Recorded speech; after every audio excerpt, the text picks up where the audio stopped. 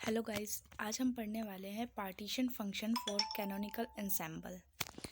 तो देखो, जो हमने लास्ट क्लास में पढ़ा था पार्टीशन फंक्शन क्या होता है और पार्टीशन फंक्शन का थर्मोडायनेमिक्स क्वांटिटीज़ के साथ में क्या रिलेशन होता है, वो हमने पिछले क्लास में अच्छे से स्टडी की है उसकी।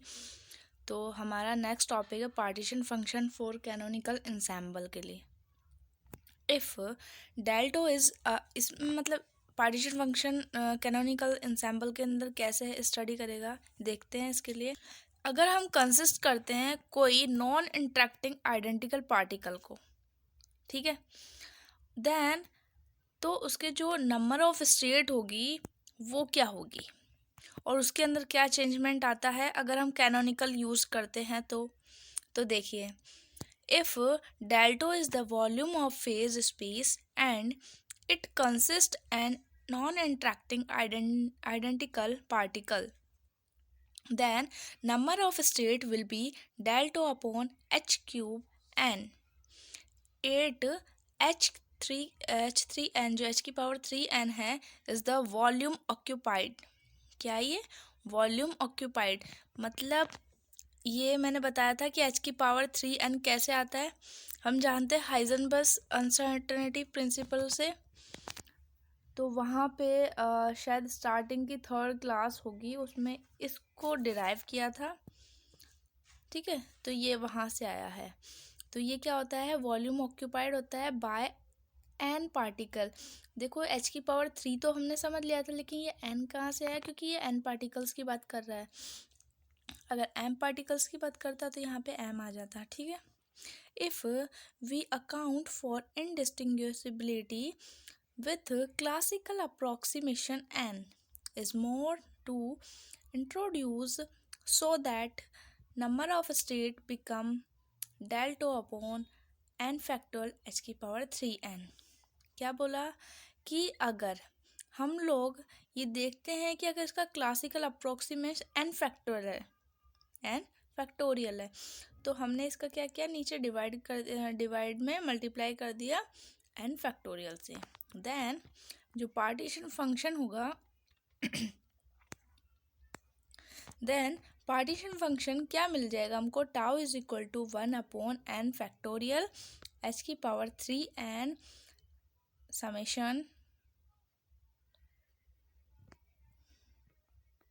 देखो वापस से, tau is equal to 1 upon n factorial h की पावर 3n इंटीग्रेशन एक्सपोनेंशियल में minus EI divide by KT, और इसका जो हो जाएगा किसके रेस्पेक्ट में कर रहे हैं, डी टॉ के रेस्पेक्ट में। ठीक है, ये हमारा पार्टीशन फंक्शन मिल गया किसके लिए, कैनोनिकल के लिए।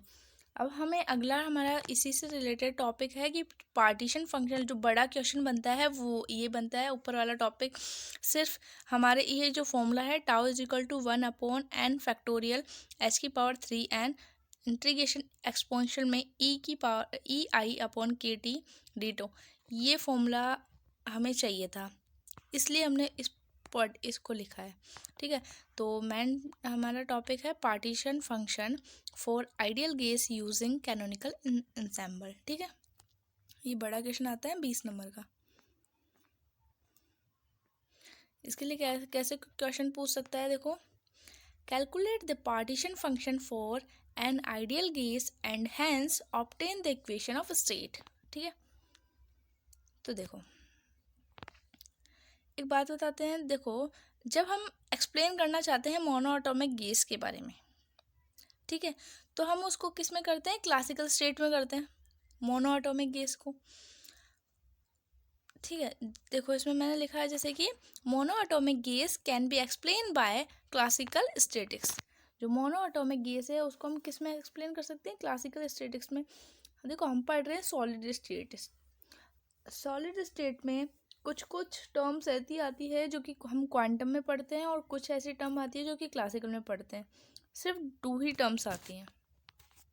ठीक है, तो that is Maxwell-Boltzmann statics under following assumption.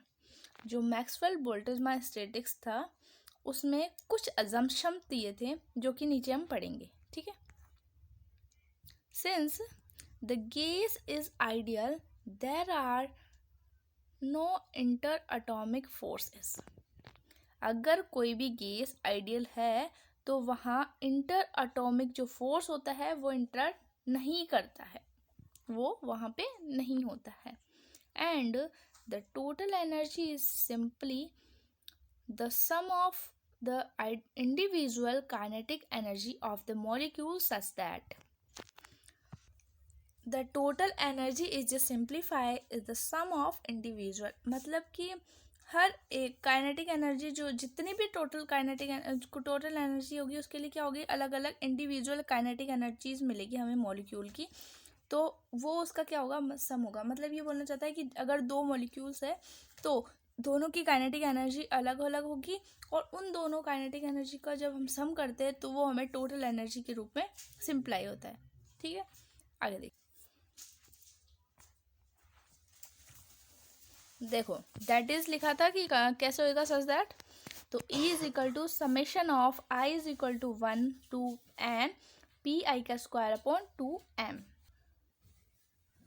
Second देखो, quantize energy state of the molecule of the gas can be treated as continuous level in classical limits del E less than KT। देखो क्या बोलना चाहता है कि जो quantize energy state होते हैं ऑफ मॉलिक्यूल्स की, ठीक है, मॉलिक्यूल ऑफ द गैस, उसको हम कैसे ट्रीटेड कर सकते हैं, कंटिन्यूस लेवल, किसके अंदर, क्लासिकल लिमिट्स में। ठीक है, तो क्लासिकल लिमिट क्या होती है कि low particle density and high temperature. Classical limit ये बोलती है कि वहाँ पे पार्टिकल्स की जो डेंसिटी होती है वो तो लो होनी चाहिए और टेम्परेचर हाई होना चाहिए। ठीक है, so classically we can approximate the summation over cells in phase space as integration over all phase space। ठीक है, आगे देखिए third, energy transformation between molecule of gas occur through weak interaction because of low particle density, so the collision between gas particle are infrequent condition of thermal equilibrium occurs consequently। ठीक है, देखो third जो है वो ये बोलना चाहता है कि कोई एनर्जी ट्रांसफर किस किस के बीच में, मॉलिक्यूल ऑफ गैस, जो मॉलिक्यूल ऑफ गैस है उनके बीच में। ठीक है, वो किसके थ्रू होता है, इंट्रैक्शन थ्रू वीक इंट्रैक्शन, किसके थ्रू, वीक इंट्रैक्शन के थ्रू। ठीक है, बिकॉज जो लो पार्टिकल डेंसिटी होते हैं, बिकॉज ये क्या होते हैं, लो पार्टिकल डेंसिटी, जैसे मैंने ऊपर बताया था आपको कि अगर लो पार्टिकल डेंसिटी वाले होते हैं वो क्लासिकल लिमिट में आते हैं। ठीक है, तो ये क्लासिकल लिमिट का ले लिया हमने। सो जो कॉलिजन्स होगा, ये तो हमने किसकी बात करें, एनर्जी ट्रांसफॉर्मेशन की। जो कॉलिजन्स की बात करते हैं तो वो किस किस के बीच में होती है, जो गैस पार्टिकल आर इनफ्रीक्वेंट के, किसके, जो पार्टिकल्स है उनके infrequent condition of thermal equilibrium occurs और कॉन्सिक्वेंटली के। ठीक है, फोर्थ देखो, let us consider an ideal monoatomic gas consisting of an identical monoatomic molecule of mass m enclosed in a container of volume v। क्या बोला कि अगर हम कंसिडर करते हैं कोई आइडियल मोनोएटॉमिक गैस के लो, ठीक है, और वो कंसिस्ट करता है एन आइडेंटिकल मोनोएटॉमिक मॉलिक्यूल। क्या बोलना चाहता है कि हमने कोई मोनोएटॉमिक आइडियल गैस को ही कंसिस्ट किया और इसको कंसिडर किया और वही हमें क्या कंसिस्ट करता है, एन आइडेंटिकल मोनोएटॉमिक के मॉलिक्यूल्स कंसिस्ट करता है जिसका मास है m। ठीक है, और वो कंटेनर क्या है, क्लोज्ड है, यानी कि उसका जो वॉल्यूम है वो क्या है, क्लोज्ड है। ठीक है, let us do not the position and momentum vector of the ith particle by ri vector and pi vector respectively। ये बोलना चाहता है कि जो पोजीशन वेक्टर है किसी आयत पार्टिकल के लिए तो वो कितना हो रहा है R iota vector, and momentum vector है वो कितना है पी आई का vector.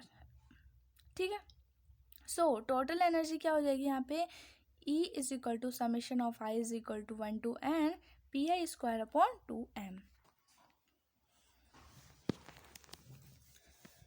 Partition function for canonical ensemble is written as, अब देखो अब स्टार्ट हो रहा है हमारा डेरिवेशन अच्छे से प्रॉपरली। ठीक है, वो तो थोड़ा सा थ्योरेटिकल पार्ट था जो कि किसने बताया था हमें, मैक्सवेल बोल्ट्जमान स्टैटिक्स ने कुछ बताए थे, कुछ पॉइंट्स उनको हमने फॉलो किया था। ठीक है, तो देखिए ये देखो ये वही फॉर्मूला आ गया जो हमने पार्टीशन फंक्शन कैनोनिकल इक्वेशन के लिए, कैनोनिकल ensemble के लिए हमने जो फॉर्मूला डिराइव किया था, tau is equal to 1 upon n factorial h की power 3n integration exponential minus E I upon K T और डी टॉ। ठीक है, यहाँ से हमें करना क्या है कि कुछ वैल्यूज़ है वो डिराइव करनी है और डी टो की वैल्यू इसमें पुट करनी है। तो देखो यहाँ से क्या हुआ, tau is equal to 1 upon n factorial h की पावर 3n इंटीग्रेशन एक्सपोनेंशियल, देखो 1 अपॉन के टी जो लिख रखा है यहाँ पे उसको हम लिख सकते हैं बीटा, और जो ई आई है वो ऐसे कैसे रख दिया, ई आई को हमने क्या किया सिर्फ कैपिटल ई में चेंज किया है। बाकी डी टॉ है उसको हम कैसे डिराइव कर सकते हैं, हमने बोला था हमें जो हमारा लास्ट था स्टेप उसमें लिखना था कि पोजीशन को हमने बोला है आर वेक्टर से और मोमेंटम को बताया है पी वेक्टर से। तो जो डी टॉ होता है वो मोमेंटम एंड पोजीशन दोनों का क्या होता है, दोनों का एड ऑन होता है। ठीक है, तो देखो इसको कैसे लिखा हमने, डी की power D cube R 1 D cube R 2 D cube R 3 dot dot dot D की पावर 3 आर एन। ऐसे ही अगर हम मोमेंटम के लिए लिखेंगे तो D cube P 1 D cube P 2 dot dot dot D cube P N. आ गई बात समझ में। यहाँ पे जो d की पावर 3 r1 है या बोल सकते हैं हम d क्यूब r1, इसको हम कैसे लिख सकते हैं, integration of dx dy dz, और जो d क्यूब p है उसको हम लिख सकते हैं dpx dpy dpz। तो देखिए आगे, the integral over the coordinate of a given molecule simply is the volume of the container V. There are n such integrals, so we obtain the factor v की power n such that, देखो जब values हम put करते हैं तो देखो हमें बोला है कि हमें ऑप्टेन क्या होगा, फैक्टर v की पावर n, तो हमने फैक्टर v की पावर n को पुट कर दिया और नीचे क्या होगा कैपिटल n का फैक्टोरियल और h की पावर 3n।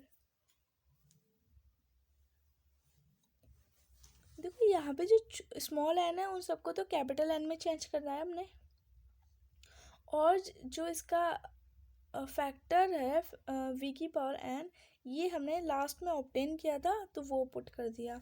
ठीक है, तो exponential minus beta P I का square upon 2m D cube P 1 D cube P 2 dot dot dot D cube P n।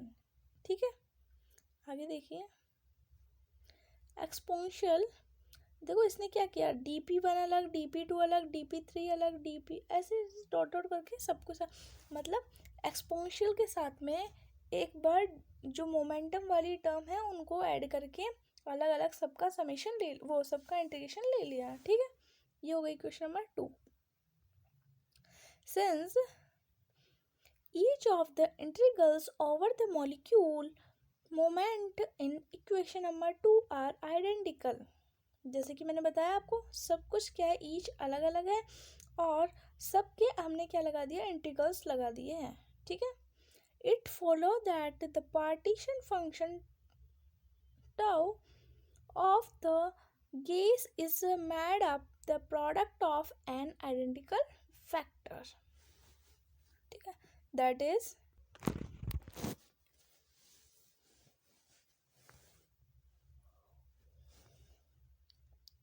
Tau is equal to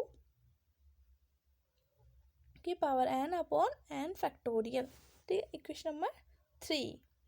ठीक है, अब ये कहाँ से आया, यहाँ पे जो लास्ट इक्वेशन आई थी हमने उसकी जगह हमने इसको पुट कर दिया सिर्फ। ठीक है, इक्वेशन नंबर हो गई 4। यहाँ पर क्या है, एक पार्टीशन फंक्शन होता है सिंगल मॉलिक्यूल के लिए। Now the integral of equation number 4 can be evaluated as, कैसे इवेल्युएट करेंगे हम, देखो एक्सप्रेशन जो यहाँ पे आया minus beta upon 2m p square d q p is equal to integration of exponential minus beta upon 2m, और यहाँ आ जाएगा p x square plus p y square plus p z square d p x d p y d p z. ठीक है, आगे देखिए, अब हम वापस से पहले की तरह करेंगे, सब टर्म को अलग अलग एक्सपोनेंशियल के साथ मल्टीप्लाई करवा देंगे। ठीक है, तो यहाँ से क्या हो जाएगा, पी एक्स स्क्वायर और डी पी एक्स हो जाएगा, p y square p d p y, इस तरीके से आ जाएगा सबका। ठीक है, और फिर डी पी जेड। तो ये क्या होता है, एक हमारा स्टैंडर्ड फॉर्मूला होता है गामा रेस का, कि इंटीग्रेशन ऑफ माइनस इनफाइनाइट से प्लस इनफाइनाइट e की power minus alpha x square d x is equal to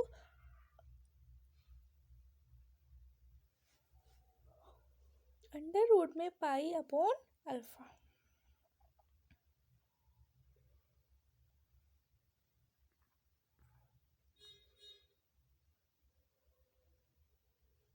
ठीक है, तो देखो ये वैल्यू जैसे ही हम पुट करते हैं तो क्या मिलता है हमको, pi upon beta upon 2m इसकी पावर 1/2, बीटा अपॉन इस सबके सब हो गया, तो ये क्या हो जाएगा, टोटल मिलके हो जाएगा यहाँ से 3/2। ठीक है, इक्वेशन नंबर 6। अब इक्वेशन नंबर 6 और 4 से हमने क्या किया, यहाँ से जो वैल्यू पुट करी तो हमारे पास लास्ट सॉल्यूशन ये आया, v मल्टीप्लाई में 2m pi upon beta h square उसकी पावर 3/2।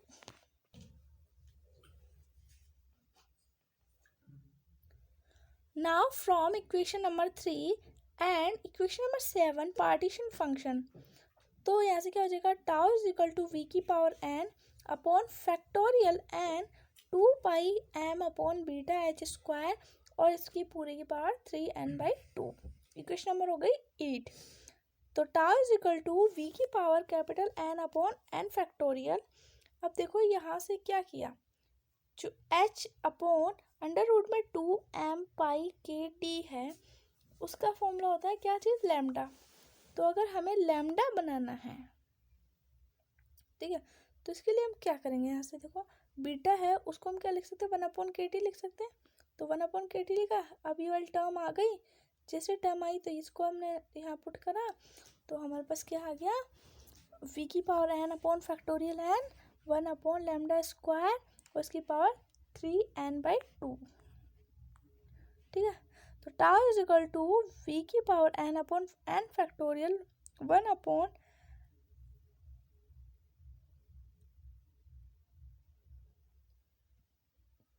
लैम्डा की power 3n, equation number 9। This equation given the partition function for an ideal monoatomic case. ठीक है, अब पढ़ेंगे हम इसके एप्लीकेशंस। फर्स्ट एप्लीकेशन में ये आता है कि हेल्महोल्ट्ज़ फ्री एनर्जी है उसके बारे में बताना है।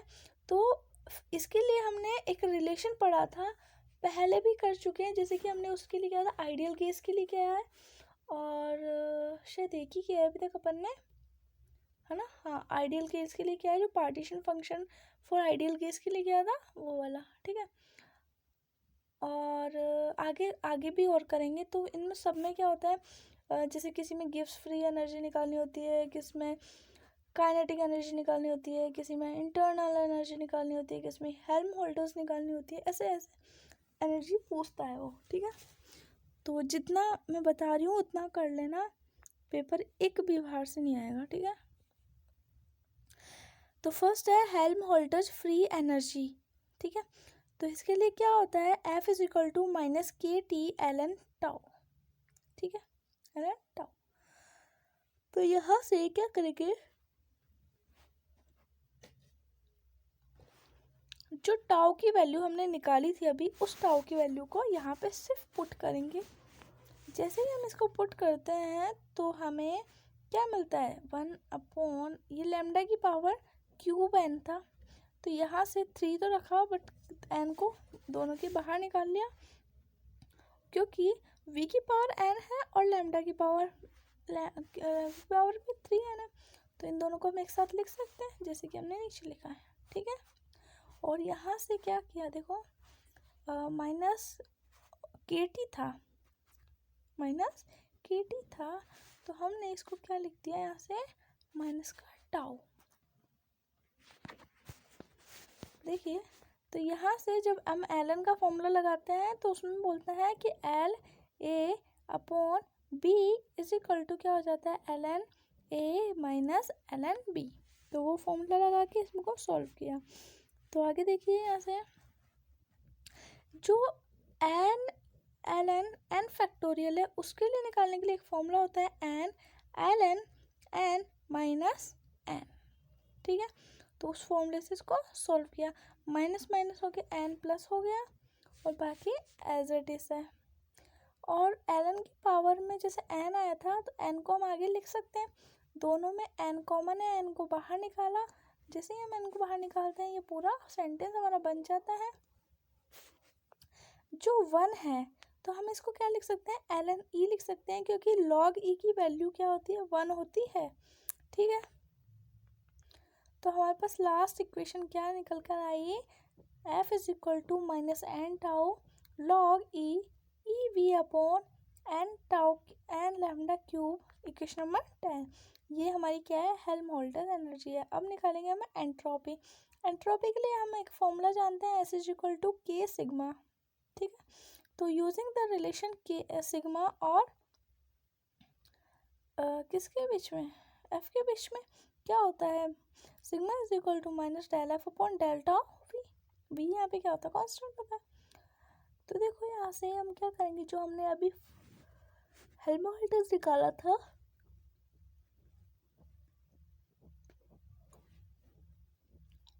अभी हमने जो यहाँ पे हेल्महोल्ट्ज़ निकाली है एफ, उस वैल्यू को यहाँ पे क्या कर देंगे, पुट कर देंगे, उसका डेरिवेटिव कर देंगे टाउ के रेस्पेक्ट में। ठीक है, टाउ के रेस्पेक्ट में हमने डेरिवेटिव किया इसका, तो देखो क्या आया यहाँ से,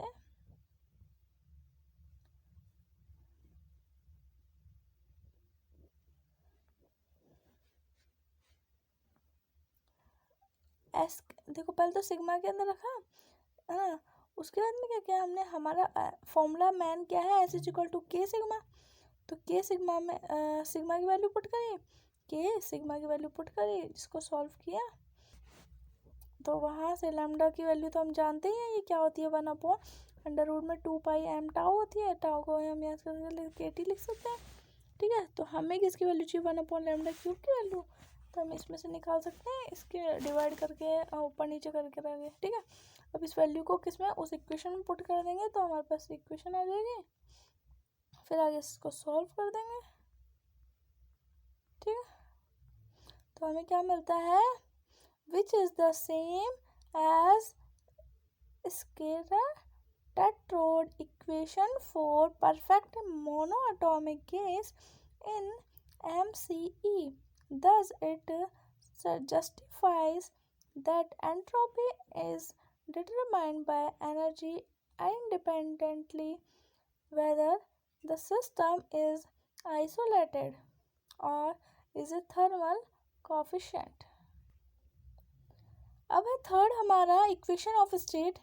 तो हम क्या जानते हैं, P is equal to minus del f upon del v होता है। यहाँ पे हम क्या करेंगे, F की वैल्यू पुट कर देंगे और फिर वही ln निकालेंगे, इसका डेरिवेटिव करेंगे और हमारे पास इसका सॉल्यूशन आ जाएगा, p v is equal to n k T.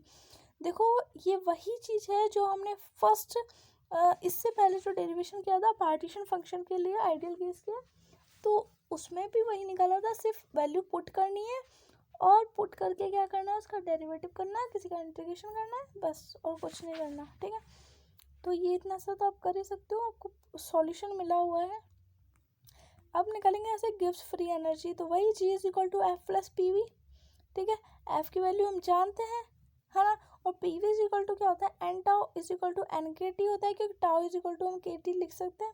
तो जी की वैल्यू को जैसे करने के बाद में हमारे पास ये सॉल्यूशन आता है, G is equal to N tau 1 minus L N E V upon N lambda cube, equation number 14। अब हम निकालेंगे यहाँ से केमिकल पोटेंशियल। तो केमिकल पोटेंशियल के लिए हम क्या जानते हैं, mu is equal to del G upon del N होता है।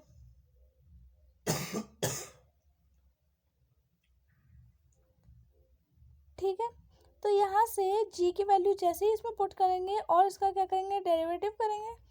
डेरिवेटिव करते हैं हमारे पास सॉल्यूशन आ जाएगा। क्या सॉल्यूशन आता है, mu is equal to tau 2 minus L N E V upon n, उसके बाद लैम्डा की पावर 3। ठीक है, देख लो।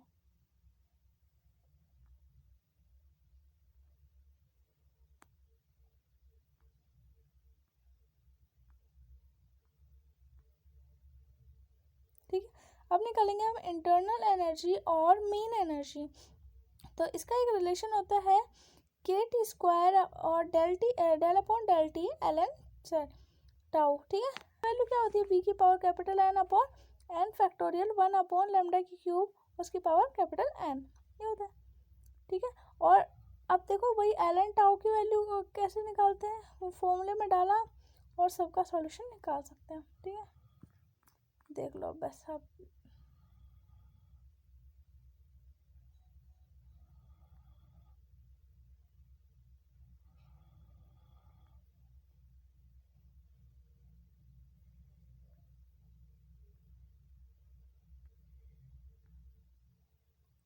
ठीक है, तो अपने पास क्या आ गया, N k t square dot 3/2 T की पावर माइनस 5/2 टी की पावर 3/2। देखो वैसे तो मैंने आपको ये दिखा दिया, अगर नहीं समझ आता तो कमेंट कीजिए आप। तो ई की वैल्यू क्या निकलती है, 3/2 एन के टी स्क्वायर। अब आएंगे specific heat of constant volume. तो क्या होता है, C V is equal to del E upon del T. E की वैल्यू क्या आई थी हमारे पास, उसको वैल्यू को पुट करेंगे और ठीक है उसका डेरिवेटिव करेंगे और हमारे पास सॉल्यूशन आ जाएगा। बस नेक्स्ट में हम इसका क्या करेंगे, कुछ क्वेश्चन है वो करेंगे। ठीक है, और एक टॉपिक भी हम इसको सॉल्व करेंगे। देखेंगे जल्दी से जल्दी ये क्लास हमारी ख़त्म हो, क्योंकि आपका बहुत लेंथी है। ठीक है, थैंक यू।